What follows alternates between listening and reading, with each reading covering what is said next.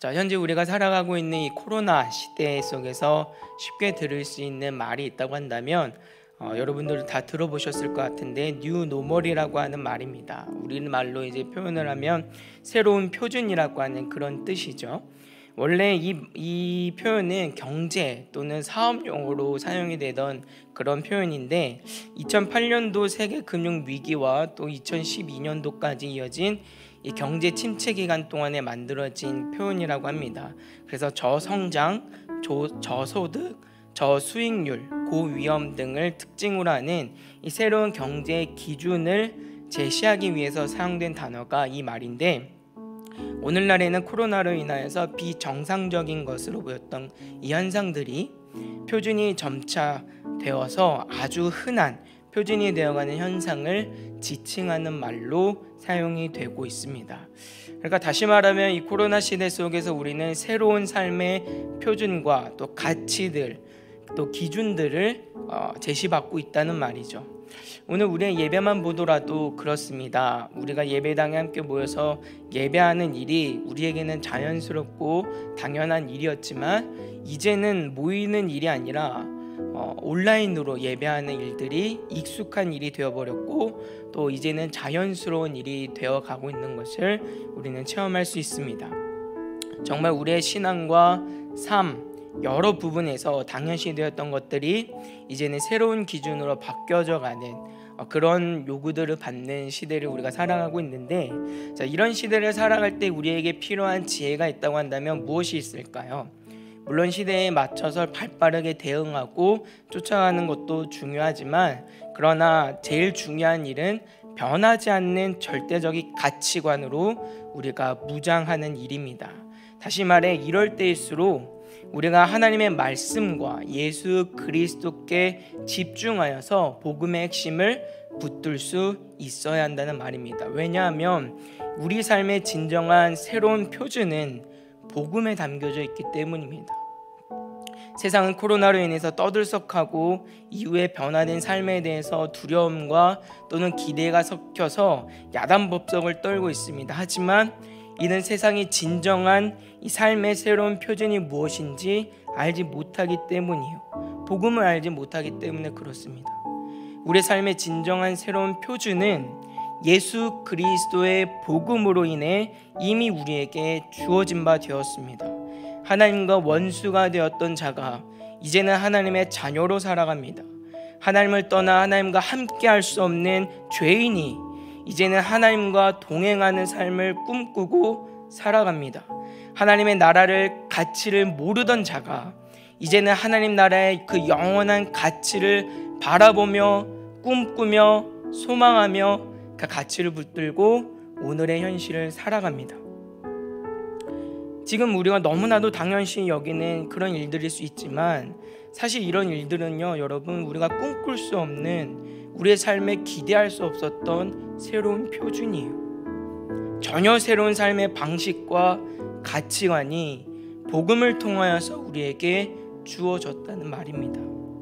실로 우리가 하나님을 알고 하나님을 누리는 것은 기적이라 할 수 있습니다. 마치 앞을 보지 못하던 장님이 이제는 그 눈을 떠서 빛을 보는 것과 같은 일이 이런 일입니다. 성경에 말씀하시는 하나님, 아브라함의 하나님, 이삭의 하나님, 야곱의 하나님이라 말씀하셨던 그 하나님을 이제는 내가 내 삶의 주인으로 고백하고 그 하나님을 알아가면서 고백하며 살아간다라고 하는 것은 놀랍고 신비로운 일이 아닐 수 없습니다. 하나님이 예수 그리스도를 이 땅에 보내셔서 나를 위하여 죽기까지 사랑하셨다라고 하는 이 사실들, 사실 오늘 우리가 너무나도 익숙한 고백으로 고백하며 살아가지만 우리의 힘으로는 도저히 누릴 수 없는 기쁨입니다. 우리에게는 정말 기적이고 혁명이고 정말 불가사의한 일이 아닐 수가 없는 거예요. 그래서 예수 그리스도의 성탄은요, 그냥 우리가 죄와 사망에서 건짐을 받았다, 용서받았다, 이제는 하나님의 진노에서 우리가 자유하게 되었다 라고 하는 사실 정도를 전달하는 사건이 아닙니다. 하나님의 진노를 피하는 것뿐만이 아니라 성경이 말씀하고 있는 것처럼 보라, 이전 것은 지나갔으니 새 것이 되었도다 말씀하신 그 말씀과 같은 놀라운 변화된 우리의 삶에 대한 선언이 예수님의 성탄에 담겨져 있다는 말입니다. 새로운 시대가 열린 거예요. 정말 우리가 꿈꾸고 바랄 수 없었던 우리 삶의 진정한 새로운 표준, 진정한 가치관이 우리에게 열렸다라고 하는 말입니다. 그래서 오늘 우리가 이 코로나 시대를 살아가면서 진정으로 고민하고 또 우리가 삼가 주의해야 될 것들은 어떻게 내가 이 코로나 시대 속에서 하나님의 말씀, 진리를 붙들고 복음으로 새롭게 변화된 내 삶을 살아갈 것인가에 대해서 집중해야 합니다. 오늘 본문 말씀이 우리에게 중요하게 교훈하고 있는 바가 여기 있습니다. 본문 1절의 말씀에 보시면 태초에 말씀이 계시니라, 이 말씀이 하나님과 함께 계셨으니 이 말씀은 곧 하나님이시니라 기록하고 있습니다. 여기서 말씀은 예수 그리스도를 의미하는데 말씀이신 예수님이 곧 하나님이라고 하는 그런 표현이죠. 근데 여기서 눈여겨볼 점은 왜 요한 사도는 예수님을 표현하는 데 있어서 말씀으로 표현하고 있는가라고 하는 점입니다. 얼마든지 예수님을 표현할 때 다른 방식으로 묘사할 수 있습니다. 사랑, 거룩, 화평, 희락 등등 여러 가지 표현들로 예수님을 묘사할 수 있어요. 그런데 오늘 요한 사도는 예수님을 지칭하면서 말씀이신 예수 그리스도로 우리에게 소개합니다. 왜 요한 사도는 다른 표현들을 사용하지 않고 이 말씀이라고 하는 표현들로 우리에게 예수 그리스도를 증거하고 있을까요? 예수님을 통하여서 새로운 시대가 우리에게 열렸다라고 하는 선언이 여기에 담겨져 있기 때문입니다. 1절 말씀에서 번역이 된 이 말씀으로 번역이 된 헬라어를 찾아보니까 로고스라고 하는 단어가 사용이 되는데, 이 로고스라고 하는 단어는 당시 헬라 철학 문학 가운데서는 이 만물의 어떤 근원 또는 이치의 근본 등을 가리키는 철학적인 의미로 사용이 되었습니다. 그러니까 다시 말하면 어떤 것의 가장 기원을 나타낼 때 이 로고스라고 하는 표현을 사용을 하는데, 지금 요한 사도는 이런 단어를 빌려서 사람으로 오시기 이전에 그리스도를 표현하고 있는 거예요. 근데 더 중요한 건 이게 단순히 하나님이신 예수 그리스도를 표현하는 것만이 아니라 여기에는 그 하나님, 이 예수 그리스도께서 그저 피조물에 지나는 것이 아니라 참 하나님으로서 이 땅에 오셨다라고 하는 부분들을 증거하고 있다는 점입니다. 그럼 우리는 여기서 한번 잘 생각해 볼 필요가 있어요. 왜 요한 사도는 예수님께서 단순한 어떤 뛰어난 선지자 또는 어떤 하나님의 일꾼 정도로 표현을 하는 것이 아니라 참 하나님으로서의 이 예수님을 소개하고 있을까? 왜 요한 사도는 로고스라고 하는 단어를 빌려서 우리 예수님을 이렇게 소개하고 있을까? 한번 생각을 해봐야 되는데, 여기에는 이유가 있습니다. 당시 이 교회 공동체 안에 어렵게 했던 이단 사설들 가운데 이 영지주의라고 하는 이 주의가 있었는데, 이 영지주의자들은 예수님의 성육신에 대해서 사실 부정하는 사람들이었어요. 예수님의 성육신에 대해서 부정합니다. 왜냐하면 이들은 당시 헬라 철학 문학에서 유행했던 이원론이라고 하는 이 시대적 어떤 사상과 이런 것들에 빠져 있는 사람들이었기 때문에 영에 대해서는 거룩하고 좋은 것으로 이해를 하지만 육에 대해서는 굉장히 악하고 더럽고 불필요한 것처럼 여기는 사람들이었어요. 그래서 이런 사람들의 관점에서 볼 때 하나님이 사람이 될 수 있다라고 하는 것은 결코 받아들일 수 없는 사실이었습니다. 그래서 이들이 예수님에 대해서 소개를 할 때 어떤 식으로 소개를 하냐면 두 가지 방식으로 소개가 되는데, 첫 번째는 하나님이 아니라고 부정을 하는 방식으로 소개를 해요. 그러니까 이 예수 그리스도가 하나님이 보내신 선지자는 맞으나 그러나 참 하나님은 아니다 라는 식으로 설명을 하는 거예요. 그러니까 그렇게 보면은 예수님이 한낱 피조물에 불과한 존재로 전락하게 되는 것이죠. 또 한편으로는 예수님에 대해서 참 하나님은 인정은 합니다. 그런데 인정은 하는데 참 사람은 부정을 하는 거예요. 그래서 이들이 어떤 식으로 예수님을 소개를 하냐면 예수님께서 입고 계신 몸은 진짜 사람과 같은 몸이 아니라 환상과 같은 것이다. 우리가 이런 부분도 어렵게 가연설이라는 표현들을 쓰는데 마치 우리가 홀로그램을 트는 것처럼 환상 같은 그런 몸을 입고 오셨다라고 하는 식으로 설명을 하는 겁니다. 그런데 여러분, 놀랍게도요, 영지주의자들의 생각이 사실은 우리가 볼 때는 가장 합리적이고 이성적인 사고가 맞다는 점이에요. 사실 예수님의 성육신은 우리의 이성으로는 납득이 될 만한 일이 아닙니다. 설명이 될 수 없는 부분이에요. 이건 말로 이해를 하고 설명되는 부분이 아니라 우리가 그저 믿음으로 수납해야 되는 문제입니다. 하나님은요, 분명히 말씀하셨어요. 영이라고 말씀하셨어요. 우리 눈에 보이지 않는 분이라고 말씀하셨어요. 뿐만 아니라 우리 하나님은 자신의 형상을 만들지 말라고 그렇게 말씀을 하신 거예요.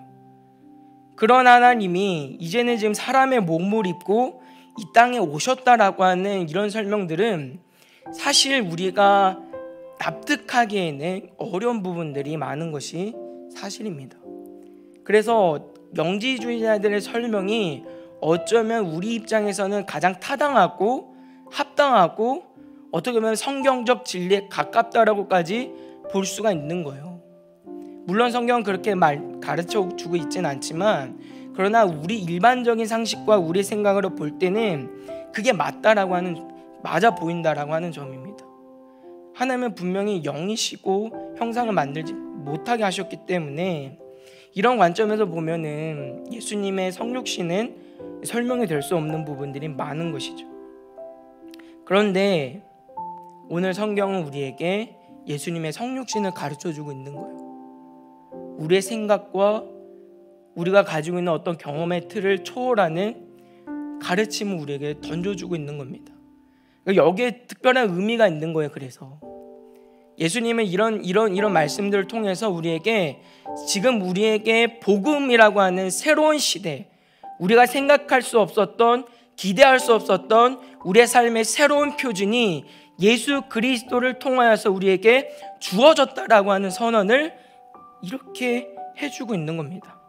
우리의 생각의 틀을 깨고 부수고 뛰어넘어서 우리가 정말 기대할 수도 없었던 새로운 삶의 가치와 그 모습이 우리 삶에 주어졌다라고 요한사도를 통하여 오늘 성경 우리에게 가르쳐주고 있는 거예요.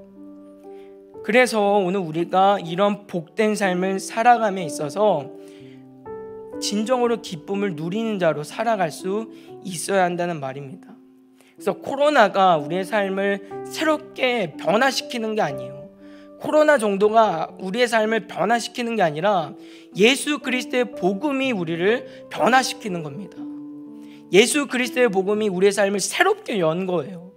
새로운 삶의 가치와 삶의 방향들을 우리에게 제시를 해줬다, 그 말입니다.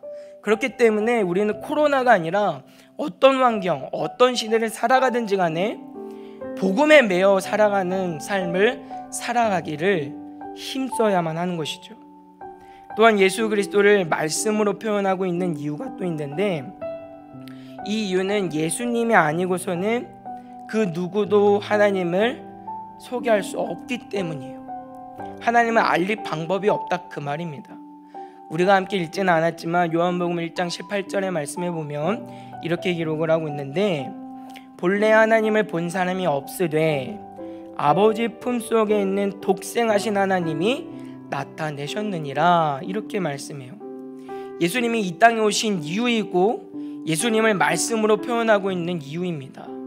하나님을 본 사람이 아무도 없어서 인간이 이해할 수 있을 만큼 하나님을 묘사할 만한 자들이 없었기 때문에 예수님이 이 땅에 오셨다, 그 말이에요. 우리가 하나님을 제대로 알 수 있도록, 그 하나님을 온전히 인식할 수 있도록, 하나님과의 그 깊은 사귐과 교제를 누리며 살아가는 그 기쁨을 알리시기 위해서 예수님이 오늘 이 땅에 오셨다, 성경은 증언합니다. 말씀, 곧 말은요, 그냥 소리를 내는 것이 아닙니다. 무엇을 설명하거나 어떤 뜻을 전달하기 위해서 있는 것이에요. 예수님이 말씀이라고 소개되는 것은 우리에게 하나님을 설명하고 전달하는 최고의 방법이 예수님이라는 말입니다. 그래서 우리 주님은 이런 말씀을 하시는데, 나를 본 자는 하나님을 본 것이다, 이런 말씀을 하신 이유가 여기에 있어요. 그냥 예수님이 성부, 성자, 성령 삼위일체 하나님이시기 때문에 너가 나를 본 거라 하나님을 본 것이다, 그냥 그렇게 말씀하는 게 아니라는 말이에요. 예수님을 통해서 우리의 그 진정한 그 하나님의 그 면면들, 그 속성들이 제대로 알려지기 때문에 예수님이 그렇게 말씀하고 있는 부분입니다. 예수님은 실제로 말씀으로 오셔서 우리로 하여금 하나님을 알게 하십니다.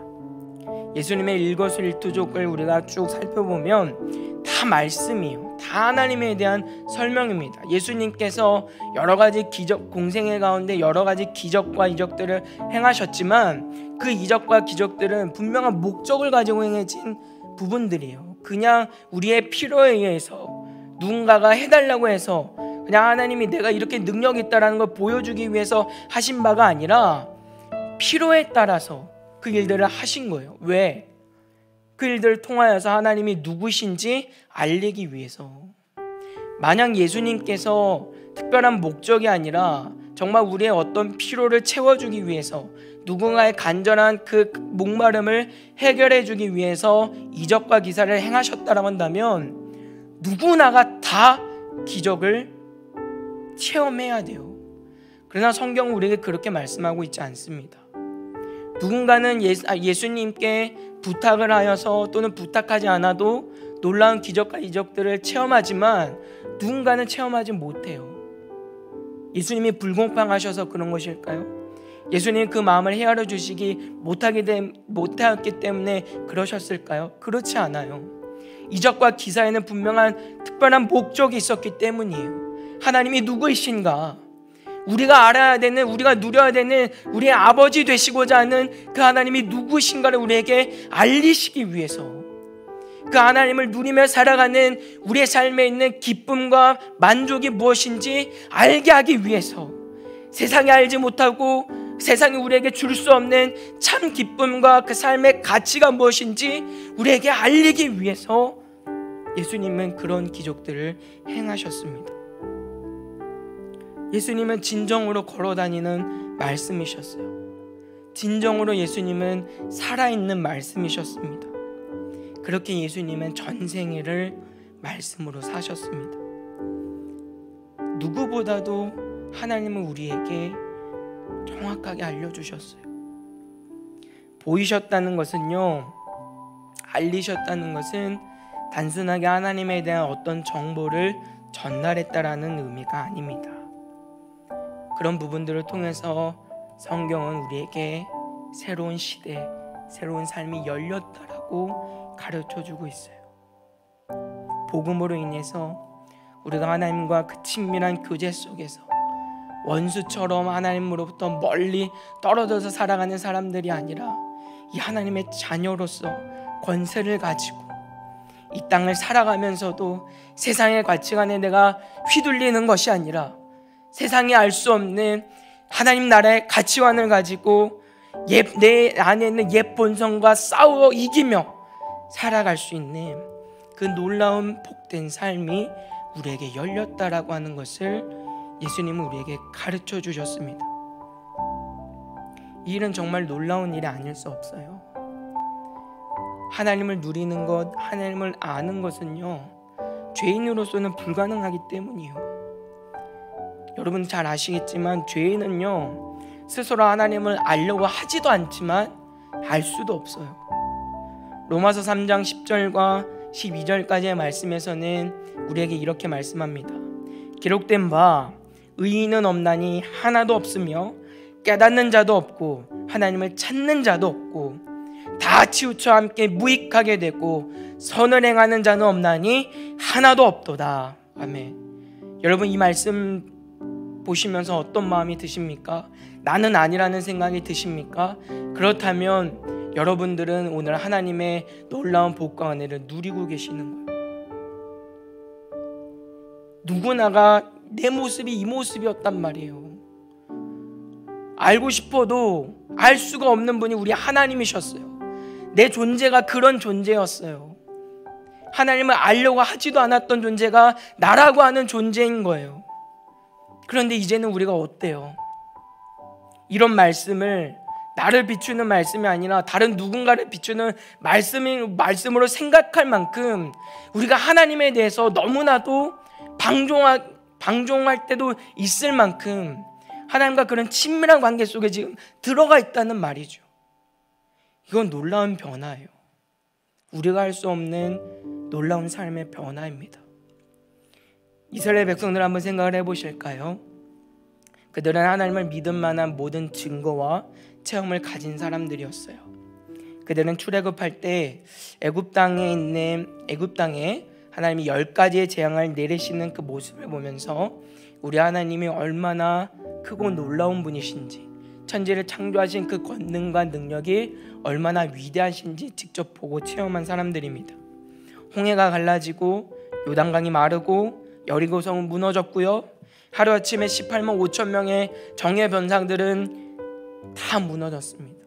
그런 놀라운 기적들을 체험한 사람들이 이스라엘 백성들이에요. 뿐만 아니라 하나님은 이스라엘 백성들이 온전히 하나님을 섬기고 누릴 수 있는 방법을 율법을 통하여서 제정해 주십니다. 그러나 그 결과는 어떻지요? 그 결과는 무엇이었나요? 하나님을 향한 끝없는 불신앙이었어요. 여전히 하나님을 배반합니다. 여전히 하나님을 떠나요. 우리가 역대하의 말씀을 읽었지만 왕들의 모습을 보세요. 하나님의 은혜가 있고 도우심이 있을 때에는 하나님 안에서 평안을 누립니다. 그러나 그 은혜가 잠깐 사라지면 언제 그랬냐는 듯이 180도로 바뀌는 모습을 볼 수 있어요. 제가 새벽에 그 말씀들을 준비하면서 얼마나 힘들었는지 몰라요. 본문이 그리 길지 않는 본문인데도 불구하고 상반절에서는 분명 하나님을 잘 믿고 있는 사람이 한 절도 지나지 않아서 당장 하나님을 배반한 모습을 보여주고 있는 거예요. 이걸 어떻게 설명을 해야 될까? 어떻게 설교를 해야 될까 싶을 만큼 정말 우리의 생각으로 어처구니 없어 보이는 그런 모습들을 이스라엘 백성들이 가지고 있었단 말이에요. 근데 여러분, 이런 모습들이 우리에게 가르쳐주고 있는 바는 무엇입니까? 하나님의 말씀의 능력이 없다는 말일까요? 하나님이 그 백성들을 택했다가 때로는 잘 안 하면 버린다는 그런 말씀일까요? 그렇지 않아요.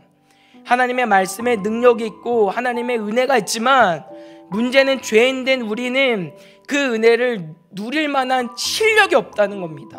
자격이 없는 거예요. 하나님의 이 은혜가 없어서가 아니라 죄인된 사람은 하나님의 말씀대로 살아갈 만한 능력도 없고 의지도 없다라는 걸 우리에게 가르쳐주고 있는 겁니다. 왜 예수님이 이 땅에 오셔야만 했는지 우리에게 선명하고도 분명히 보여주는 게 그들의 삶이었어요. 그러나 이제는 다릅니다.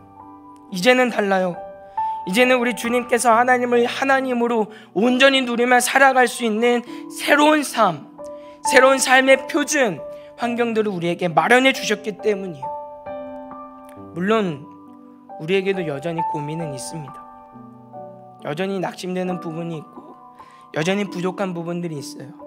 내가 하나님의 자녀로 온전히 살아가고 있는가 의심되는 질문들이 계속 우리의 마음에 올라올 때도 많이 있고, 또 때로는 예수님과 세상을 같이 놓고 이 저울질할 때도 많은 것이 우리의 삶의 모습이죠. 열심히 내가 하나님의 자녀를 살아간다고 하면서 나도 모르게 세상과 예수님을 한 발자씩 놓고 살아갈 때가 많은 것이 우리의 현실이에요. 그런데 중요한 점은요, 그럼에도 불구하고 우리는 여전히 예수님을 바라볼 수 있다는 점입니다. 박영선 목사님이 참 이 부분을 설명 잘 해주셨는데요, 박영선 목사님이 이렇게 말씀을 합니다. 우리가 얼마나 신자답게 사는가는 문제는 그 다음 일입니다. 지금 예수를 믿을까 말까 고민하고 있습니까? 예수님과 세상을 나란히 놓고 번갈아 보고 있습니까? 놀라운 사실은 우리가 이미 예수님을 보고 있다는 사실입니다. 세상 사람들은 오직 세상 하나밖에 볼 수 없습니다. 신자만이 예수님과 세상을 함께 놓고 볼 수 있습니다. 예수님이 이 땅에 오심은 우리가 하나님의 진노에서 벗어나서 하나님 나라, 나중에 천국에서 살게 되었다, 그 정도를 의미하는 사건이 아닙니다. 우리의 삶에 말로 표현할 수 없는 변화가 있다는 말이에요. 살아낼 수 없었던, 전혀 기대하지도 못했던 새로운 삶의 시대가 우리에게 찾아왔다, 우리에게 열렸다라고 하는 그 선언이 예수 그리스도의 나심에 있습니다. 사랑하는 여러분, 우리 주님은 우리에게 너무나도 놀라운 복을 허락해 주셨습니다. 소망 없던 우리의 영혼이 거듭나서 하나님과 교제하며 매일매일의 삶의 자리에서 정말 잔치를 즐기는 것과 같은 그런 기쁨과 감격 속에 보람된 생일을 살게 하십니다. 그리고 이제 주님은 우리에게 우리 주님이 그러하셨던 것처럼 우리의 삶을 통하여 누군가에게 하나님을 전달하고 소개하라 말씀합니다. 불신자들에게 우리는 그들이 하나님 앞께로 나아가는 통로가 되어야 하고 초청장이 되어야 해요. 하나님을 알지 못하는 우리에게 예수님이 하나님을 알게 하신 것처럼 오늘 우리의 삶이 하나님을 알지 못하고 여전히 이 땅을 헤매고 살아가고 있는 이들에게 하나님을 소개할 수 있는 복된 삶이 되어야 합니다. 이 일을 감당하기 위해서 우리가 해야 되는 일이 있는데, 그건 바로 우리에게 허락하신 이 복된 삶의 자리들을 결코 포기하셔서는 안 된다는 점이에요. 이 삶을 위한 결단과 헌신이 우리에게 있어야 합니다. 그리스도인으로 하나님의 자녀로 살아가는 일은 굉장히 무서운 일이에요. 하나님 앞에서 뿐만 아니라 우리의 삶이 세상 앞에서도 평가받기 때문입니다. 세상은 우리가 하나님을 믿는 자라고 밝히면 그때부터 우리의 모든 말과 행동에 주목합니다. 믿는 자라고 한다면 뭔가 달라야지, 그런 기대를 가지고 우리를 바라보며 또 때로는 세상의 기준과 가치관을 가지고 우리를 판단하고 정죄하기도 하고 때로는 조롱하고 핍박합니다. 오늘 우리가 마주한 현실입니다. 한동안 잠잠했던 기사들인데 요 근래 계속 또 나오고 있는 기사가 있죠. 교회발 코로나 확진자 기사들입니다. 거기에 반응들을 제가 또 살펴보니까 지난번에도 말씀드린 것처럼 이 교인인 티를 내라, 피해 다니게, 이런 반응들도 있고, 빨리 하나님을 만나고 싶어서 그런 거니까 그냥 내버려 두자, 이런 반응도 있어요. 그러니까 빨리 죽으라는 말이에요. 우리가 이런 조롱당하는 시대를 살아갑니다. 우리는 그저 하나님이 주신 이 새로운 삶, 그 삶을 누리는 것밖에 없는데 세상은 이 기쁨을 알지 못하기에 우리를 핍박하고 조롱합니다. 그러다 보면 안 그러고 싶어도 자연스럽게 위축되는 것은 사실입니다. 더 나아가서 이제는 내가 그리스도인임을 자처하는 일들을 숨기고 싶어 할 때도 있을지도 모르겠어요. 그러나 여러분 기억하십시오. 이럴 때일수록 우리는 믿음을 지켜내야 합니다. 하나님이 주신 우리의 삶의 새로운 이 표준, 이 삶의 기쁨을 결코 포기해서는 안 됩니다. 그냥 우리가 받은 이 새로운 삶이, 우리의 믿음이 고작 그 정도밖에 안 된다라고 우리가 보여줘서는 안 된다는 말이에요. 성경 우리에게 분명히 말씀합니다. 하나님이 친히 싸우시는 싸움이 있다면 우리가 감당해야 되는 우리 몫의 싸움도 있다고 분명히 말씀하고 계세요. 하나님의 싸움은 우리를 대신해서 하시는 것입니다. 그 싸움은 결과만 누리면 돼요. 우리가 하나님의 자녀가 되는 일이 그런 싸움입니다. 우리는 하나님의 자녀가 되기 위해서 싸울 필요가 없어요. 싸움을 할지 말지 선택권조차 하나님은 주지 않으셨습니다. 이 싸움은 늘 언제나 하나님이 하고 계세요. 하나님이 사탄을 쳐 엎으시고 죄를 들어 던지시고 우리의 죄값을 용서해 주십니다. 우리는 그 일들 앞에 잠잠히 있으면 돼요. 하지만 이 싸움 뒤에 우리가 감당해야 되는 우리 몫의 싸움이 있습니다. 구원받은 자로서, 내가 하나님의 자녀로서 감당해야 되는 싸움이 있어요. 세상을 향해서 높아지라 이런 말이 아닙니다. 하나님이 우리에게 열어주신 이 복된 삶을 포기하지 않는 것이야말로 오늘 우리가 이 땅에 싸워내야 되는 우리의 믿음의 싸움입니다. 지금 우리의 모습이 아무리 엉망일지라도 이전에 예수를 믿지 않을 때만큼 엉망일 수는 없어요. 지금 내가 죄를 지으면 그래도 우리는 아파하는 마음이 있잖아요. 아파하는 양심이 있잖아요. 예전엔 내가 죄를 짓는 것도 모르고 살아갔다고 한다면 이제는 내가 하나님이 무엇을 기뻐하시는지, 무엇을 싫어하시는 정도의 분별력은 가지고 살아가고, 때로는 내가 그 말씀대로 살아내지 못한다 할지라도 가슴을 치며 애통하는 눈물을 가지고 살아내고 있지 않습니까? 그렇다고 한다면 오늘 우리는 이 삶의 자리들을 포기하지 않는 싸움을 해야 합니다. 오늘 우리가 왜 말씀과 기도와 예배 자리들을 사모해야 하나요? 우리 주님이 열어주신 복된 삶의 자리들이기 때문이에요. 우리 주님이 우리에게 열어주신 이 새로운 삶의 우리의 기준이 되기 때문이에요. 코로나가 막을 수 없어요. 코로나가 아니라 더한 문제도 이 우리의 삶을 막을 수 없어요. 여러분 양보하지 마시길 바랍니다. 온라인으로 드려야 되는 상황이면 드려야지요. 모일 수 있을 때면 모여야지요. 어쨌든 하나님이 우리에게 허락해 주신 이 새로운 삶의 자리들이 있는데 우리가 누려야지요. 왜 우리가 포기합니까? 누려야죠. 제가 중보기도 말씀을 나누면서 참 좋았던 부분들이 많이 있었어요. 최근 한 2주 동안에 나눴던 말씀인데 이 시편의 65편과 66편의 말씀을 나누면서 참 놀라웠던 게 그것이었어요. 상황과 환경은 굉장히 암울한 상황인데 놀라운 것은 이 시편의 기자들의 고백에는 하나님을 향한 원망과 불평이 조금도 없다는 거예요.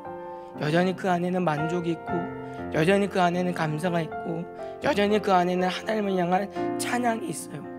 하나님이 허락해 주신 그 복된 삶의 자리를 포기하지 아니하고 누리는 그 복된 은혜가 있더라고요. 오늘 우리 믿음의 공동체가 함께 그 기쁨을 누리며 살아갈 수 있기를 주님의 이름으로 부탁을 드립니다. 말씀이신 예수 그리스도를 통해서 우리에게 허락된 진정한 새로운 삶, 진정한 복된 삶을 살아가시면서 또 오늘 주어진 하루의 삶의 자리들이 또 하나님 받으시기에 기뻐 받으실 만한 또 우리의 삶이 될 수 있기를 주님의 이름으로 부탁을 드립니다. 우리 시간 함께 찬양하고 함께 기도합시다. 찬송가 292장입니다. 주 없이 살 수 없네. 시간 믿음으로 고백하며 나아갑니다.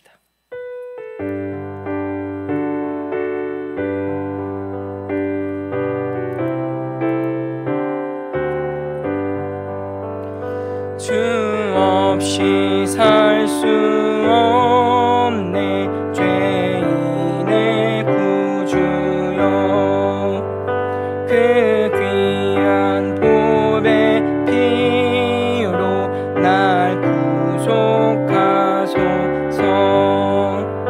구주의 사랑으로 흘리신 보혈이 내 소망 나의 위로 내 영광 됩니다. 주 없이 살 수 없네. 나 혼자 못 서리. 힘없고 부족하며 지혜도 없도다.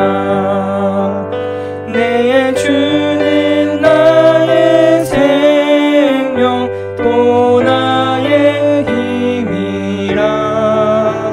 주님을 의지하여 지혜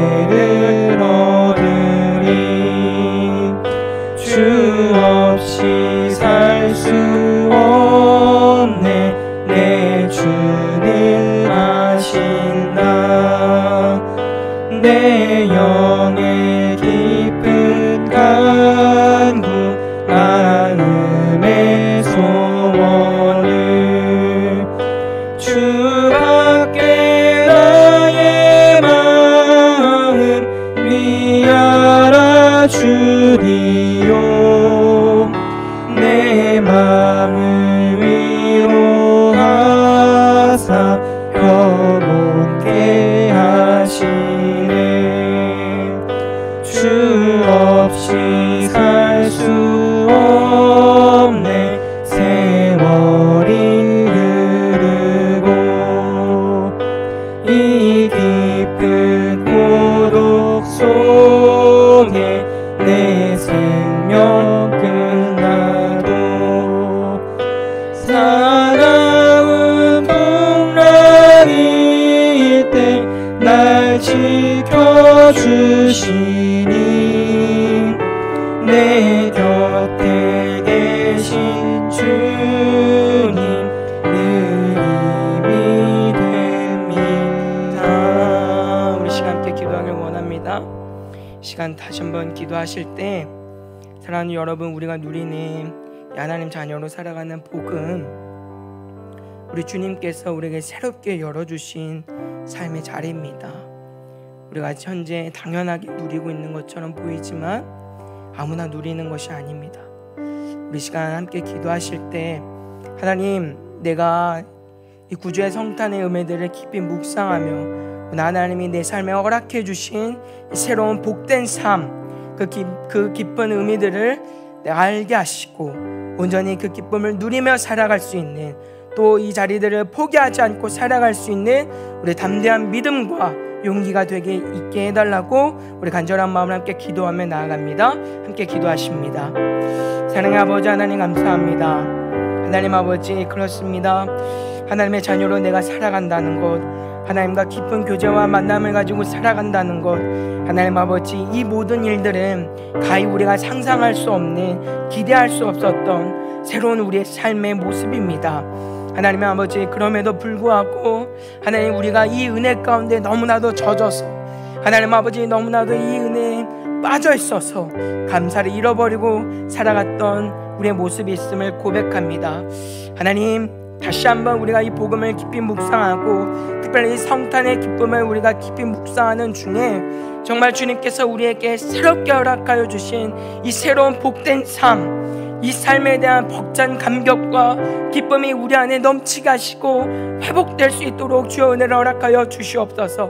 그래서 정말 우리가 정말 어려운 때에 믿음을 지키며 또 예배의 자리들, 말씀의 자리들, 기도의 자리들 지켜갈 때 하나님 아버지, 어쩔 수 없는 의무와 책임감으로 하지 아니하고 오늘 내 삶에 놀라운 은혜들을 허락하여 주신 정말 그 하나님 아버지의 은혜에 기뻐하는 마음으로 지켜내며 살아갈 수 있는 은혜가 있게 하여 주시옵소서.